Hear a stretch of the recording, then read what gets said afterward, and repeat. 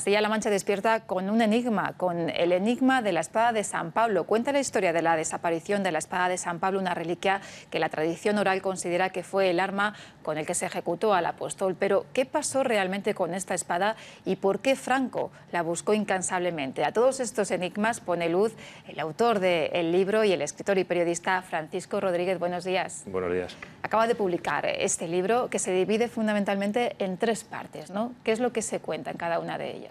Bueno, he tratado de hacer un ensayo a modo de monografía sobre la reliquia y a raíz de contar la historia de la reliquia se puede dividir el libro entre grandes bloques que serían uno primero en el que intento analizar la tradición oral, es decir, aquello que no podemos demostrar porque no queda rastro documental alguno, como sería la atribución de la decapitación del apóstol San Pablo por el César Nerón y su traída, la llegada a Toledo de la espada por parte del cardenal Gil de Albornoz. Eso sería la parte que no tenemos pruebas documentales de que se produjeran.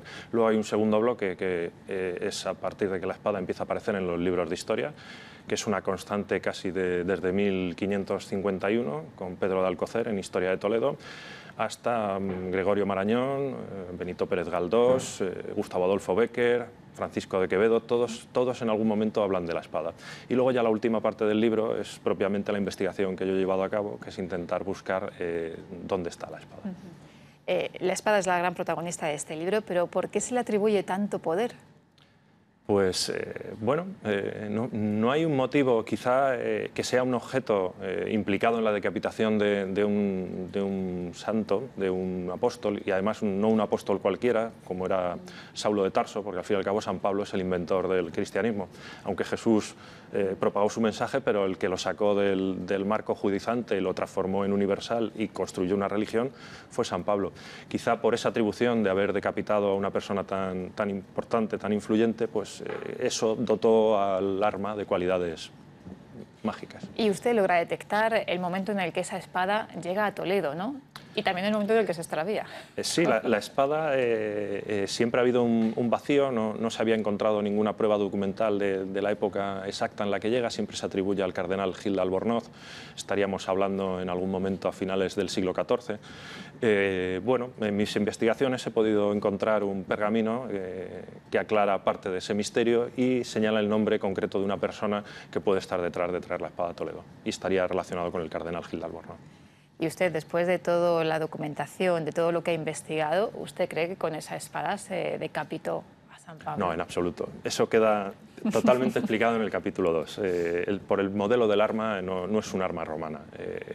El interés del arma no es tanto por su cualidad mística ni mágica, más bien para mí me despierta un interés antropológico, es decir, cómo un objeto a lo largo de tantos años, tantos siglos, ha despertado el interés de gente tan poderosa. Yo tengo el convencimiento de que todos ellos lo veían como un objeto de poder. Siempre los gobernantes han estado bastante obsesionados en rodearse con objetos que les permita tener mejor fortuna, tomar las decisiones correctas. La espada, yo creo que en cierta forma, sobre todo para aquellos gobernantes más católicos, más creyentes, despertaba ese tipo de poderes. Y ahí aparece la figura de Franco, ¿no? Que la buscó incansablemente, ¿no? Esa espada. Franco es la persona que más buscó la espada de San Pablo. Estaba obsesionado desde que llega a Toledo en 1907 como cadete de la academia y era una de las personas que antes la espada se exponía y se veneraba todos los 25 de enero y la gente en Toledo iba a besarla, a rezar. Cuentan las monjas del convento de las Jerónimas que Franco era una de las personas que no fallaba la cita y que incluso les pedía quedarse a solas con la espada y se pasaba horas rezando la espada. Eso le lleva en 1950, después de ganar la guerra civil y ya tener un poco más de tranquilidad, a organizar una búsqueda para la que no escatima esfuerzos, porque incluso tienen que romper la clausura del convento, porque meten al cuerpo municipal de bomberos de Toledo en el convento y dragan los 3 pozos que tiene el convento para intentar encontrar la espada. No lo encuentran y organiza una segunda búsqueda 17 años después. Es decir, el objeto seguía muy presente y no escatimaba esfuerzos en intentar recuperarlo. ¿Y la encontró? Bueno, para eso habrá que leerse el libro. Leerlo, ¿no? Ahí lo desvela, Ahí ¿no? lo dejo. Además, esta espada, bueno, tiene varias réplicas, ¿no? ¿Dónde podemos ver esas réplicas de la espada? La única réplica que actualmente se puede... Bueno, la réplica que se puede ver es la réplica que que yo doné al convento de las monjas. Y esto es una historia porque cuando empecé a buscar las espadas encontramos otra réplica, pero está guardada en los fondos del Museo del Ejército y no está expuesta. Y entonces las monjas me pidieron si pudiera hablar yo con el museo para intentar llevar la réplica y hacer una exposición en el convento y tal. Aunque nunca hice una solicitud oficial, pero con la persona que estuve hablando pues me dio una idea y me dijo, ¿por qué no se hacen las monjas una réplica? Y así lo hicimos. Me puse en contacto con uno de los últimos maestros espaderos que quedan en Toledo y yo dije, ¿por qué Toledo, que es una ciudad de historia, de leyendas y de espadas, por qué no podemos juntar un objeto que lo aúna todo? Y entonces, hablando con él, con Antonio Arellano, decidimos hacer la réplica, se hizo una réplica y la donamos al monasterio, está en el convento, se puede ver en la iglesia conventual. Esa es una de las réplicas, pero claro, esa es una réplica moderna. Y la otra réplica de la cual se tiene constancia es la que existe en el Museo del Ejército, pero ya te digo, no se puede contemplar, la tienen guardada en los fondos. ¿Ha sido para usted también una obsesión esta espada? Bueno, en cierta forma la historia de la espada te acaba atrapando, sí. Intentas no pensar en ello así, pero al final, después de que encuentras una pista y una pista te lleva a otra, y hay veces que, bueno, la gente que se lea el libro lo comprobará, o sea, hay veces que he encontrado cosas con las que jamás hubiera soñado encontrar. Por ejemplo, puedo adelantar, en un pergamino del siglo XVIII he encontrado un mensaje borrado. Ahí dirá que está oculto, bueno, está borrado. Entonces, pues hemos podido sacar a la luz ese mensaje en un pergamino que se conserva actualmente en el Museo de Santa Cruz. ¿Y ha sido complicada la documentación, la investigación para poder escribir este libro? Bueno, por fortuna aquí en Toledo y en Castilla-La Mancha tenemos un buen servicio de archivos y tal. Ha sido una labor de llamar a muchas puertas y la verdad es que en todos los lados siempre me han recibido muy bien, me han ayudado. Esta investigación le debo mucho a muchas personas que han contribuido a juntar todas las piezas, porque yo lo que digo que la historia de la espada estaba ahí. Es una espada que llegó a Toledo hace 500 años. Los trozos había que juntarlos, era un enorme puzzle que había que recomponer las piezas.